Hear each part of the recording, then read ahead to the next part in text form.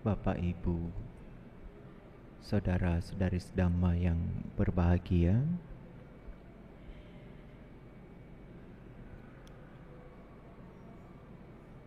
selanjutnya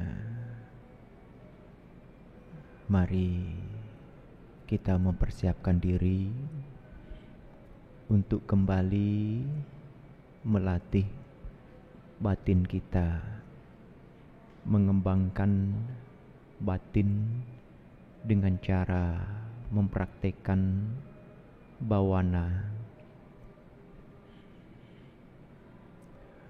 Mulailah dengan cara basic dari awal. Kita sesuaikan, baik itu cara kita berduduk sila, mengambil sikap duduk bersila, meluruskan badan kita, tetapi usahakan tidak terlalu tegang. Pejamkan mata, mulai berkonsentrasi pada ujung hidung, di mana nafas yang masuk dan keluar hanya melewati pintu itu. Tidak ada pintu yang lain, tidak ada tempat yang lain untuk masuk maupun keluar dari nafas.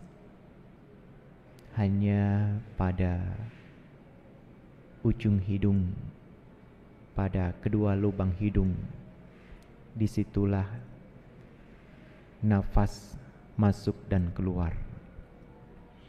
Oleh karena itu, dengan mengambil objek anapanasati ini sebagai dasar latihan untuk mengembangkan batin, memusatkan pikiran perhatian hanya pada satu titik, maka ini akan jauh lebih memudahkan seseorang berkonsentrasi. Kalau terlalu banyak titik yang diperhatikan, disadari, dan Anda merasa baru mempraktekkan meditasi, secara pengalaman mungkin belum begitu cukup, maka semakin banyaknya titik yang diperhatikan, disadari, akan menimbulkan kelelahan pada pikiran, pada batin, pada kesadaran, akan menimbulkan kejenuhan pada sati kita, dan cenderung akan mengendor. Oleh karena itu, saat ujung hidung sebagai pusat kesadaran ditumbuhkan, perhatian ditumbuhkan, maka akan semakin mudah latihan seseorang berkembang. Yang mana pikiran mengembara memang tidak bisa dihindarkan. Oleh karena itu, setiap kali pikiran keluar dari pusatnya, tempat di mana perhatian dilatih, maka dengan cepatlah Anda berusaha menarik pikiran itu kembali pada nafas, kembali pada kesadaran saat ini.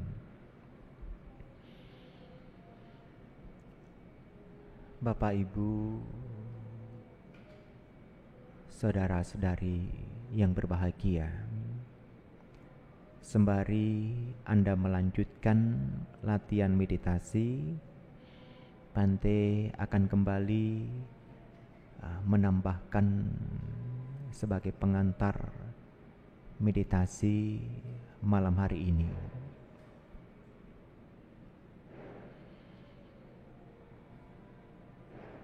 Ada beberapa orang yang mengatakan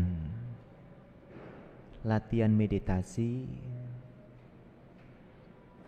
mereka yang tekun melatih meditasi adalah orang yang jauh dari kenikmatan hidup,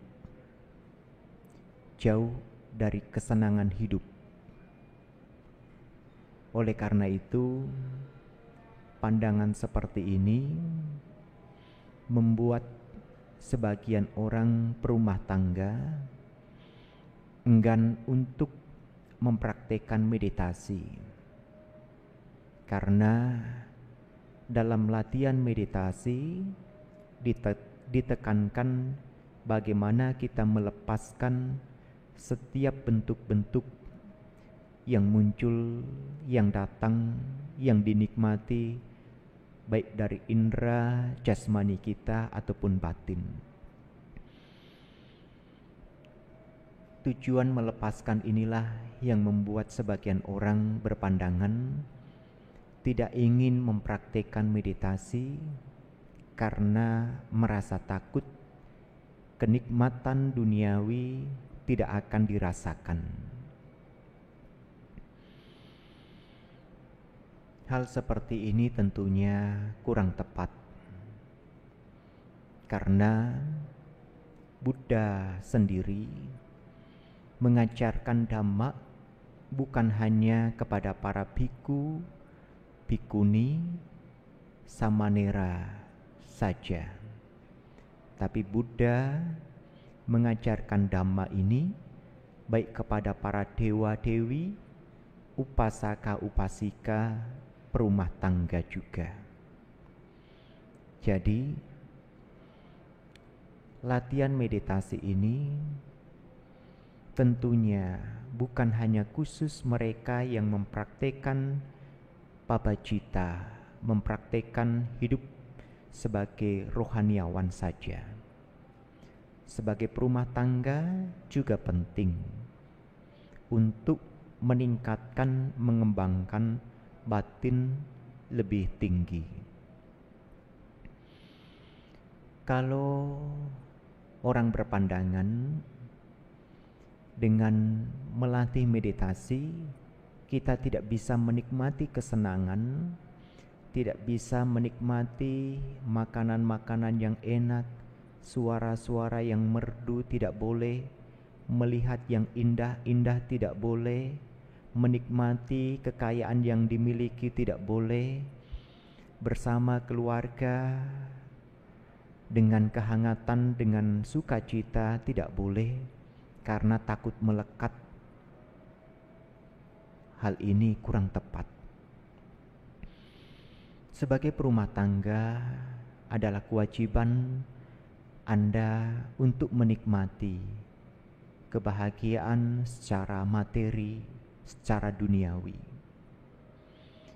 Anda harus benar-benar memegangnya, menggenggamnya. Kalau Anda sudah memegang yang Anda inginkan, yang Anda anggap sebagai kebahagiaan, di situ Anda bisa menikmati kebahagiaan itu. Anda bisa merasakan kebahagiaan itu, baik harta, kedudukan, keluarga, seperti pasangan hidup, anak-anak, dan kemewahan-kemewahan yang lainnya. Sebagai perumah tangga, hal itu sangat penting. Menjadi kaya, menjadi terhormat bukan salah. Silahkan menjadi orang yang kaya raya, menjadi orang yang memiliki kedudukan yang tinggi, silahkan, tidak ada yang salah. Tapi Buddha mengingatkan Dhamma, mengajarkan Dhamma supaya kita lebih bijak, supaya kita punya pandangan yang luas. Maksudnya seperti apa, Bante? Buddha tidak melarang para perumah tangga menjadi kaya, menjadi terhormat, merasa bahagia dengan keluarga. Tidak. Tapi Buddha mengingatkan dengan Dhamma yang diajarkan, apa yang Anda peroleh, apa yang Anda dapat, silahkan dipegang. Tapi Anda tidak harus membawanya. Jadi, kalau Anda bekerja keras mencari kekayaan, lakukan hal itu karena itu tanggung jawab Anda sebagai perumah tangga. Kalau Anda menjadi seorang siswa di sekolah, di kampus, belajarlah yang giat supaya tujuan cita-cita yang tinggi bisa diperoleh. Kalau Anda mendambakan seorang pasangan hidup, anak yang baik, anak yang tahu budi orang tuanya, upayakan hal itu. Buddha tidak melarang, Dhamma tidak melarang. Justru itu adalah kebahagiaan. Tapi Dhamma di sini mengingatkan, setelah Anda mendapatkan hal itu semua, kita hanya memiliki kesempatan untuk memegangnya. Memegangnya dalam arti menikmatinya, merasakannya, ataupun kata-kata yang lain.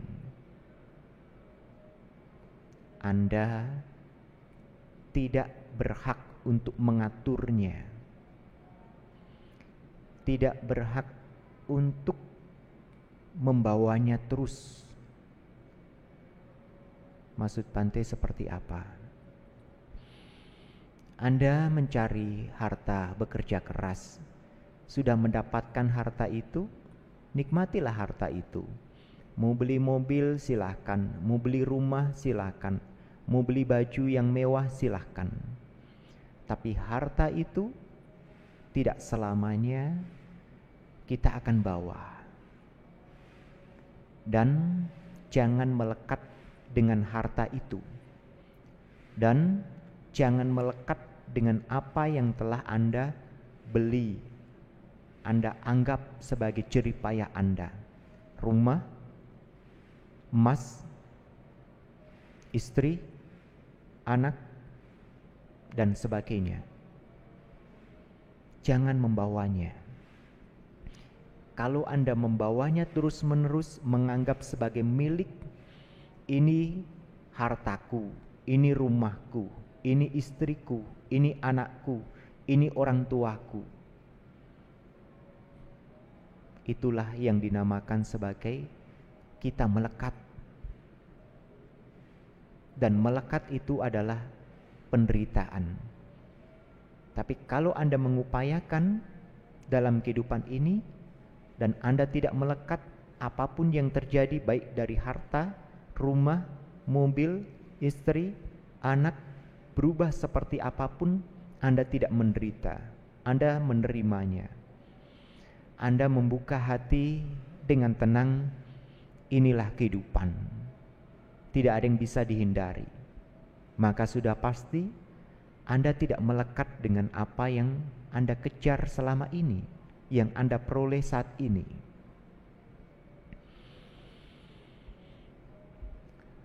Saudara-saudari yang berbahagia,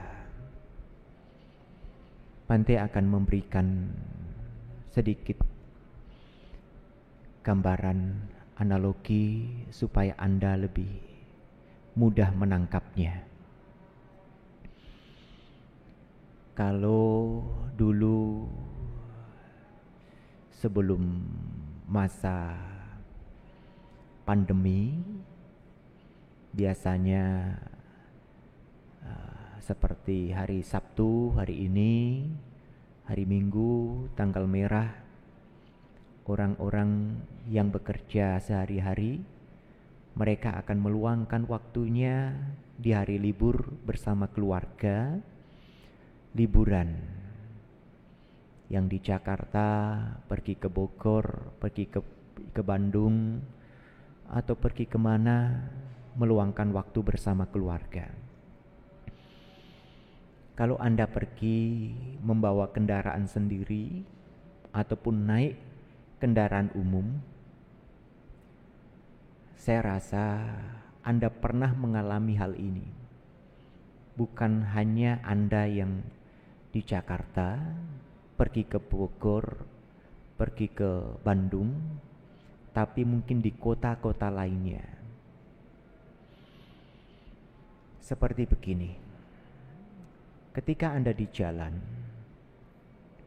mengendarai mobil bersama pasangan hidup, anak-anak dan keluarga lainnya, Anda ingin pergi ke Bandung ataupun ke Bogor, dan tempat yang Anda tuju adalah tempat perbukitan, tempat yang tinggi.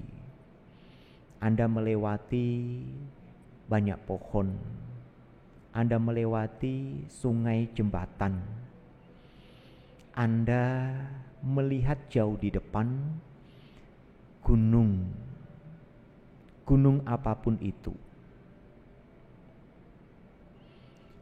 Saat Anda melihat dari kejauhan dengan mengendarai mobil ataupun sebagai penumpang di dalam mobil itu, Anda melihat gunung itu dari kejauhan.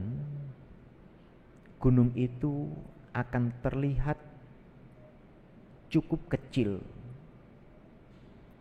Dan kalau Anda mengulurkan tangan ke depan, sejajar dengan wajah, dengan mata, gunung yang tinggi, yang besar itu Anda bisa tutupi dengan telapak tangan Anda. Bante tidak meminta Anda menutup mata dengan telapak tangan. Mata tetap terbuka, Anda hanya menutup gunung itu dengan telapak tangan. Anda bisa menutup gunung itu dari kejauhan. Memang dari rumah Anda niat punya keinginan untuk jalan-jalan ke Bogor atau ke Bandung supaya menikmati kesejukan alam, naik gunung. Dan itu Anda bisa lakukan dari kejauhan. Tetapi ketika Anda semakin dekat dengan apa yang Anda tuju, tangan Anda, baik tangan kanan, telapak tangan kiri, sekalipun kedua telapak tangan ini Anda satukan untuk menutup gunung itu, tidak mungkin. Gunung itu bisa tertutupi saat Anda berada di gunung itu, di kaki gunung itu, di bawah, bagian bawah gunung itu. Tidak mungkin. Karena apa? Gunung itu semakin besar ketika Anda berada di dekat dengan gunung itu. Bante sering melihat orang-orang kalau pergi ke pantai saat matahari mau tenggelam, kadang mengambil foto matahari itu seperti berada di telapak tangan. Hal ini mungkin sebagian orang pernah melakukan. Matahari yang besar itu seakan-akan berada di telapak tangan kita. Karena apa? Karena memang matahari itu sangat jauh jarak dengan telapak tangan yang Anda lentangkan. Tetapi ketika Anda berada di dekatnya, Anda tidak sebesar itu. Demikian dengan gunung tadi yang Bante berikan contoh. Anda tidak akan mampu menutupi gunung itu dengan kedua telapak tangan. Maksudnya apa, Bante? Bante mengambil contoh seperti ini. Saudara-saudari Dhamma yang berbahagia, keinginan sama seperti itu. Keinginan sama seperti apa yang Bante contohkan tadi. Saat keinginan itu muncul, Anda berusaha untuk mengupayakan, Anda berusaha untuk mengejarnya, Anda berusaha untuk mendapatkannya. Dan setelah Anda mendapatkan keinginan itu, entah itu harta, karena Anda menginginkan setelah mendapatkan cukup harta, Anda ingin membeli rumah, Anda ingin membeli mobil. Pada saat keinginan itu terpenuhi dan mobil Anda sudah beli,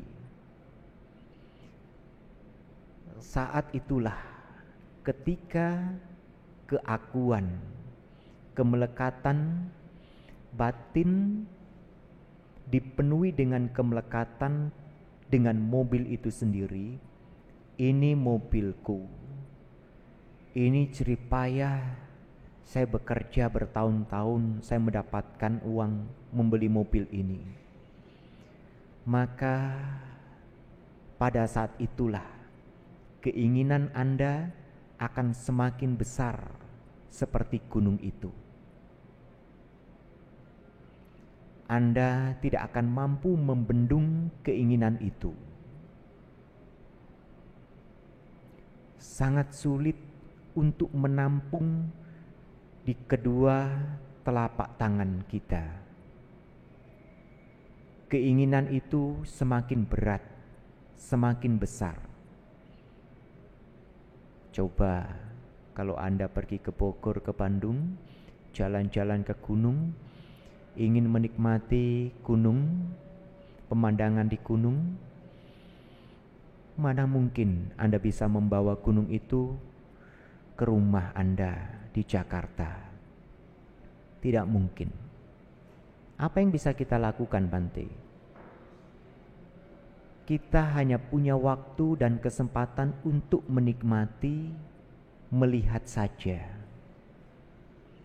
Mata melihat gunung, banyak pohon, entah itu cemara, pohon-pohon yang lain, binatang, burung, lalu ada air yang mengalir di situ, ada awan juga, semuanya ada di situ, keindahan. Kita hanya menikmati dari mata, dari telinga, dari kulit, udara yang mengalir, udara yang menyentuh tubuh kita. Hanya itulah yang kita bisa lakukan. Jangan membawa gunung itu ke rumah. Jangan membawa gunung itu pulang ke pikiran Anda.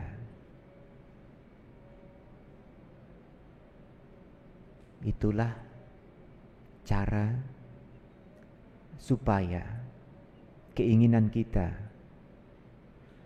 tidak semakin besar. Tapi kalau Anda tetap memandang gunung itu adalah kepuasan, keakuan, maka gunung itu semakin besar dan sudah pasti kita tidak mungkin menggenggamnya, membawanya. Demikian dengan segala bentuk harapan yang telah tercapai. baik harta, rumah, mobil, pasangan hidup, anak-anak. Anda bisa mendapatkan semua, tapi Anda tidak bisa menganggapnya sebagai milik. Ini rumahku, ini istriku, ini anakku. Tidak bisa. Ketika pandangan seperti ini Anda masukkan ke dalam pikiran, batin Anda akan kotor.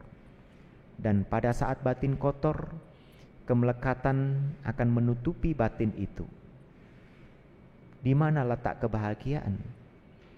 Kebanyakan orang setelah melakukan hal ini, saat pasangan hidup berubah, mulai bertutur kata tidak sesuai dengan harapannya saat dulu baru menikah, anak-anak tumbuh dewasa, mulai keras kepala, mulai punya tujuan hidup sendiri, harapan sendiri. Saat Anda memaku dari kecil bahwa ini anakku, anakku tidak boleh berubah, anakku tidak boleh seperti ini, seperti itu, anakku harus sesuai dengan keinginanku, maka itulah penderitaan. Dan saat berubah, berapa banyak orang yang karena keinginannya melirik orang lain. Sudah punya istri, sudah punya pasangan, tapi melirik wanita lain. Lalu mengatakan kepada orang banyak, pasangan hidup saya yang salah. Dia sudah berubah. Dia melakukan kesalahan ini dan itu. Berapa banyak keluarga yang pecah karena keinginan.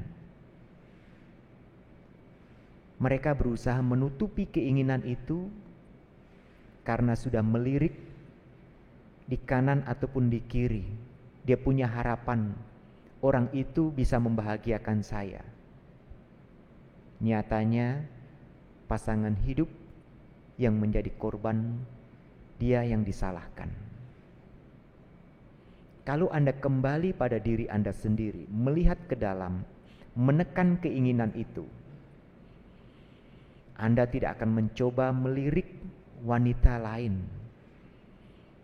Anda tidak akan mencoba melirik harta orang lain. Anda akan puas dengan apa yang Anda miliki.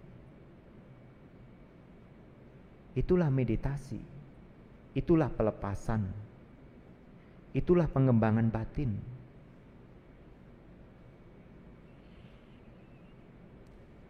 Saudara-saudari yang berbahagia, mulailah melepaskan apa yang sudah Anda genggam. Kembali lagi, Bhante tidak melarang Anda untuk memegang. Bhante tidak melarang Anda untuk memiliki apapun. Karena itu kewajiban Anda sebagai perumah tangga. Pegang itu. Tapi tidak perlu membawanya. Artinya tidak perlu membawanya, jangan melekat kalau berubah. Itulah prinsip Anda melepas. Mari kita lanjutkan meditasi sampai dengan waktu yang ditentukan.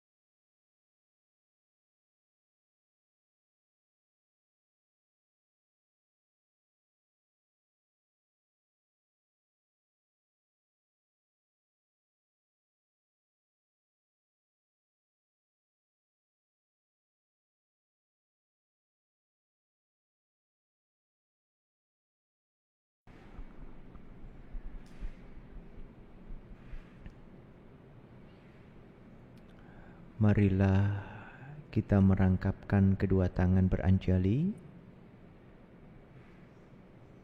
Sape sata pawantu sukitata. Semoga semua makhluk hidup berbahagia.